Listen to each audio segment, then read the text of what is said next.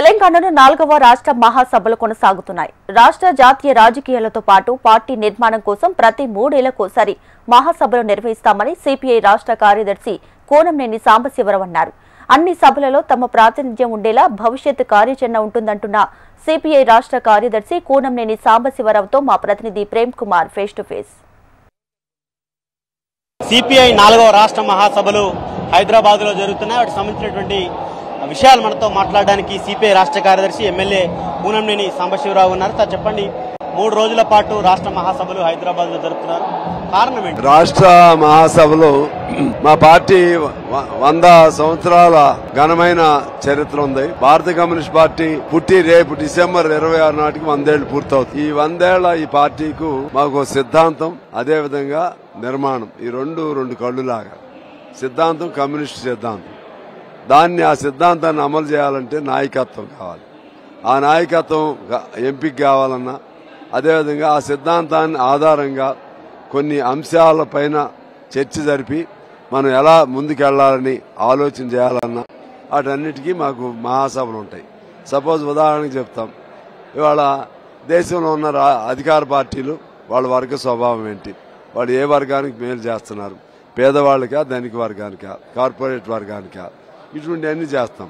వాళ్ళకు ఉన్నటువంటి సామాజిక ఆలోచన విధానం ఏమిటి, మతోన్మాదమా లేకపోతే ఇతర కుల ఉన్మాదాల, ఇవన్నీ కూడా అంచనాలు వేసుకుని అన్నిటిపై చర్చలు జరుగుతాయి. ఆ అంశాలు కానీ, ఆర్థిక అంశాలు కానీ, రాజకీయ అంశాలు కానీ, సాహిత్యం, సాంస్కృతిక అన్నిటిపైన చర్చలు జరిపి ఆ ప్రకారంగా మళ్ళా కొత్త నాయకత్వాన్ని ఎన్నుకోవడం జరిగింది. ఇది 3 ఏళ్లకు ఒకసారి జరుగుతుంది.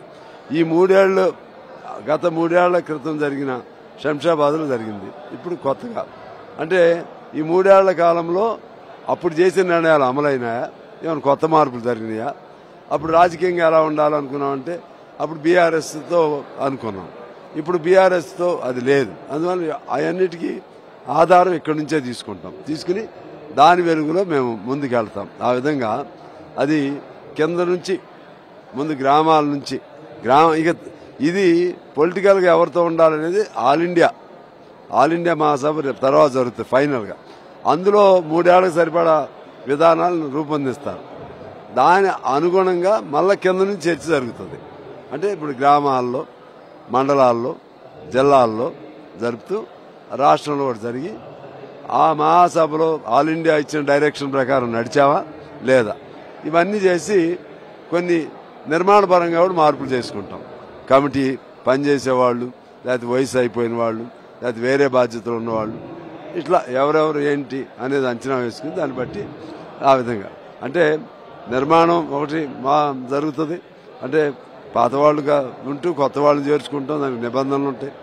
మహిళలకు ప్రాధాన్యత, అన్ని సామాజిక వర్గ ప్రాధాన్యతలు అన్నీ ఉంటాయి. నిర్మాణం రెండోది గతానికి ఇప్పటికీ సమీక్ష చేసుకుంటాం. ఆ విధంగా ముందుకు వెళ్తూ ఉంటాం. ఈ 3 ఏళ్లలో మీరు తీసుకునే నిర్ణయాలలో కూడా స్థానిక సంస్థల ఎన్నికలున్నాయి, ఎమ్మెల్సీ ఎన్నికలున్నాయి. ఈ రాజకీయ పరమైనటువంటి నిర్ణయాల విషయంలో ఎట్లా ఉండబోతుంది? ఇప్పుడు కూడా కాంగ్రెస్తో సిద్ధాంతపరంగా అక్కడ ఇండియా బ్లాక్ లో ఉన్నాం, అది ఉంటుంది. ఏదైనా స్థానిక సంస్థల ఎన్నికలు కానీ, ఎమ్మెల్యే ఎన్నికలు కానీ అవి వచ్చినప్పుడు సీట్ల ప్రాతిపదికన ప్రయత్నం చేసుకుంటాం ఆ పొందికలో ఉన్నవాళ్ళు. ఒకవేళ లేదనుకోండి, మా ఉనికిని మేము కాపాడుకోవడానికి కోసం మేము అవసరమైతే పోరాటం చేస్తాం. మా ప్రవేశం అసెంబ్లీలో ఉండాలి. అదేవిధంగా గ్రామాల్లో పంచాయతీలు, లేకపోతే ఎంపీటీసీలు, కౌన్సిలర్లు ఇవన్నీ కూడా మేము ఉండాలి. అందువల్ల ఆ తేడా ఏం లేదు. మీరంటున్నట్టుగానే ఎమ్మెల్యేగా మీరున్నారు, ఎమ్మెల్సీగా మీ పార్టీకి సంబంధించినటువంటి సత్యం కూడా ఉన్నారు. ఇంకా దేంట్లో ఉండాలనుకుంటారు? స్థానిక సంస్థల ఎన్నికలలో ఎమ్మెల్యేలు ఎమ్మెల్సీ కాదు, మా బలానికి తగ్గట్టుగా మేము ఉండాలి. ఒక ఎమ్మెల్యే ఉంటే అయిపోయిద్దా, ఒక ఎమ్మెల్సీ ఉంటే అయిపోయిద్దా? అందువల్ల మా ప్రయారిటీస్ మాకు ఉంటాయి. ఒకప్పుడు కాంగ్రెస్ కమ్యూనిస్టుల ప్రత్యామ్నాయం, అయినా 100 ఏళ్లు మేము పార్టీ ఉందంటే మీరు గొప్పతనం అర్థం చేసుకోవాలి, ఏ పార్టీ లేకపోయినా. కాబట్టి ఒక ఎమ్మెల్యే ఎమ్మెల్సీ కాదు మేము సంతృప్తి పడేది. చాలా మా పార్టీగా ముందు నిర్మాణాన్ని పెంచుకుంటాం, గ్రామాన్ని పార్టీని విస్తరింపజేస్తాం. ఎమ్మెల్యేలు ఉంటే ఎమ్మెల్సీలు ఉండవు, ఒకసారి లేకపోయినా మా గొంతు వినిపిస్తాం, కోట్ల మందికి సందేశం ఇస్తాం. అందువలన ఇది ప్రాధాన్యత కాదు, ఇది అందులో భాగం. ఇది మీరన్నట్టుగానే 100 ఏళ్లలో కమ్యూనిస్ట్ పార్టీ తెలుగు రాష్ట్రాల్లో ఎందుకు అధికారంలోకి రాలేకపోయింది? ఒకటి, మిగతా రాష్ట్రాలతో పోల్చితే మన రాష్ట్రం మొదటి నుంచి కూడా తెలంగాణ రైతాంగ సాయుధ పోరాటం లాంటి పోరాటాలు చేసినటువంటి గడ్డ. ఇక్కడే మీరు రాలేకపోతే దేశవ్యాప్తంగా మీ ప్రభావం ఎట్లుంటుంది? ఏ పార్టీ వచ్చింది చెప్పు, ఏ పార్టీ కంటిన్యూగా వచ్చింది చెప్పు. జనతా వచ్చింది, ఉందా ఇప్పుడు జనతా? ఏమైంది? తెలుగుదేశం వచ్చింది, ఇప్పుడు తెలంగాణలో ఉందా? లేకపోతే బీఆర్, ఇంకా చాలా పార్టీలు అధికారంలోకి వచ్చాయి, ఇప్పుడు ఉన్నాయి అవి.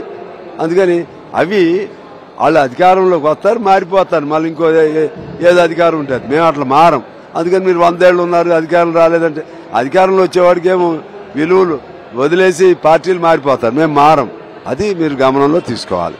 Thank you. ఇది ఏదైతే 3 రోజుల పాటు జరిగేటువంటి రాష్ట్ర మహాసభలో ఒకవైపు రాష్ట్ర రాజకీయాలతో పాటు దేశ రాజకీయాలు, మరొక వైపు పార్టీ నిర్మాణం విషయంలో ఎట్లా ముందుకు వెళ్లాలనేటువంటి అంశాలపై కూడా ఈ 3 రోజుల సమావేశాలలో చర్చించి నిర్ణయాలు తీసుకుంటామని చెప్పి సిపిఐ రాష్ట్ర కార్యదర్శి ఎమ్మెల్యే కూనంనేని సాంబశివరావు చెప్తున్నారు. కెమెరామెన్ మల్లేష్తో ప్రేమ్, హైదరాబాద్.